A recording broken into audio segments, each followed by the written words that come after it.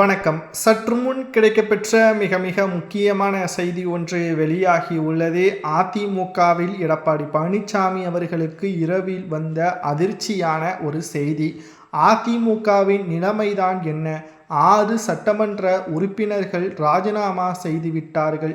அதிமுகவிற்கு மிகப்பெரிய ஒரு தலைவலியாக மாறிவிட்டது. அடுத்து CV சண்முகமும் ராஜினாமா செய்ய போகிறாரா? இதனால் கிட்டத்தட்ட அதிமுகவின் கிளை நிர்வாகிகளும் பெரும்பான்மையான தொண்டர்களுடன் தாவேகாவில் சமீபத்தில் 30,000த்திற்கு மேற்பட்ட தொண்டர்கள் அதிமுகவை சார்ந்தவர்கள் விஜய் அவர்களின் தலைமையில் இணைந்து கொண்டார்கள். அதிமுக எம்ஜிஆர் அவர்கள் உருவாக்கிய அதிமுக தாவேகாவும் ஒன்றுதான் என்று அமைச்சர் ஆதவ அர்ஜுனா அவர்கள் கூறும் அளவிற்கு எடப்பாடி அதிமுகவை வைத்துவிட்டாரா? எடப்பாடி பழனிசாமி தான் அதிமுகவை மூழ்கடிக்கக்கூடிய ஓட்டையான கப்பல் என்று எடப்பாடி பழனிசாமியை குற்றம் சாட்டி ஆதவ அர்ஜுனா அவர்கள் தெரியப்படுத்தியுள்ளார். இதைத்தான் அன்றைக்கே OPS அவர்கள் வெட்ட வெளிச்சத்தில் போட்டுடைத்தார். என்ன கூறினார் தெரியுமா? அதிமுகவை பொறுத்தளவிற்கு எடப்பாடி பழனிசாமி அவர்களது செயல்பாடுகள் சரியாக இல்லை.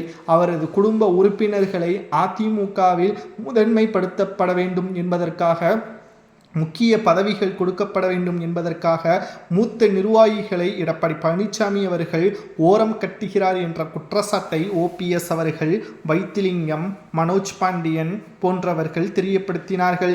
ஆனால் இவைகளை எல்லாம் அப்பொழுது எடப்பாடிக்கு ஆதரவாக மாஜி அவர்கள் செயல்பட்டதால் அமைதியாகவும் இருந்துவிட்டார்கள். ஆனால் இப்பொழுது 3வது இடத்திற்கு வந்த பிறகு பயத்திலும் அதிகாரம் இல்லாத விரக்தியிலும் கூண்டோடு தாவேகாவிற்கு இணைவது எந்த விதத்தில் சரி என்ற கேள்விகளும் தற்பொழுது மக்கள் மத்தியில் கேட்கக்கூடிய வகையில் அமைந்துவிட்டது.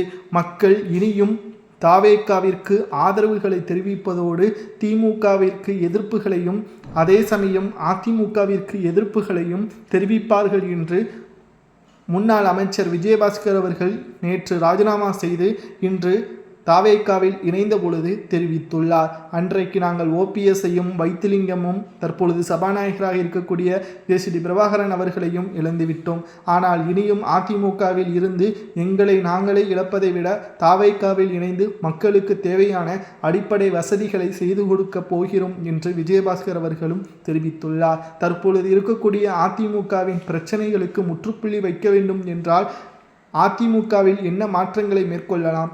அதிமுகவில் பொதுச்செயலாளராக எடப்பாடியின் பதவியை மாற்றி அந்த இடத்திற்கு சசிகலாவை கொண்டு வரலாமா, அல்லது அந்த இடத்திற்கு தகுதியானவர் யார் என்பதை அதிமுகவின் உண்மையான தொண்டர்கள் கமெண்ட் வாயிலாக கூறுங்கள்.